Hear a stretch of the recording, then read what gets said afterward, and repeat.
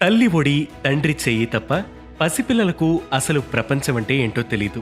అదిగో చందమామని చూడు అని కబుర్లు చెబుతూ తల్లి పెడుతున్న గోరుముద్దలు తినే చిన్నారికి ఆ చందమామ ఏదో ఆట వస్తువులానే అనిపిస్తుంది.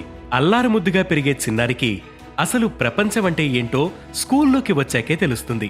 అమ్మ లాలించి పెంచితే మందలించి గాడిని పెట్టడం నాన్నవంతు. స్కూల్లోకి ఓ చిన్నారి అడుగు పెట్టాక ఆ రెండు బాధ్యతలను టీచర్లు చూసుకుంటారు.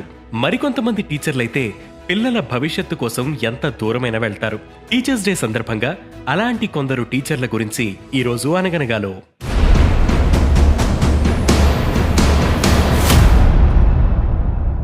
డాక్టర్ సర్వేపల్లి రాధాకృష్ణన్ పుట్టినరోజును పురస్కరించుకుని ఏటా సెప్టెంబర్ 5న టీచర్స్ డేని సెలబ్రేట్ చేసుకుంటున్నాం. మన భారతీయ సంస్కృతిలో గురువులకు ప్రత్యేక స్థానం ఉంది. ఆ లెగసీని ఉపాధ్యాయుడిగా విశేష సేవలనందించి రాధాకృష్ణన్ మరో స్థాయికి తీసుకువెళ్లారు. ఇప్పటికీ ఆ లెగసీ కొనసాగుతూనే ఉంది. అందుకు ఉదాహరణే ఆదిత్య కుమార్. సైకిల్ గురూజీగా గుర్తింపు పొందిన ఈయన యూపీలోని స్లమ్ ఏరియాలోని పిల్లలకు చదువు చెప్పేందుకు రోజుకి 60 నుంచి 65 కిలోమీటర్ల సైకిల్ ని తొక్కేవారు. ఇక ఢిల్లీ మెట్రో బ్రిడ్జిల కింద స్లమ్ ఏరియాలోని పిల్లలకు చదువు చెప్తూ విజ్ఞానాన్ని పంచుతున్నారు రాజేష్ కుమార్ శర్మ. 2005 నుంచి ఈయన ఇలా అండర్ బ్రిడ్జ్ స్కూల్ నిర్వహించడం మొదలుపెట్టారు. కేరళకు చెందిన అబ్దుల్ మాలిక్ అనే టీచర్ అయితే పిల్లల చదువుల కోసం రోజూ నదిలో ఈదుకుంటూ వచ్చి మరీ పాఠాలు చెప్తుంటారు. బస్సులో స్కూల్ చేరాలంటే 3 గంటల సమయం పడుతుందట.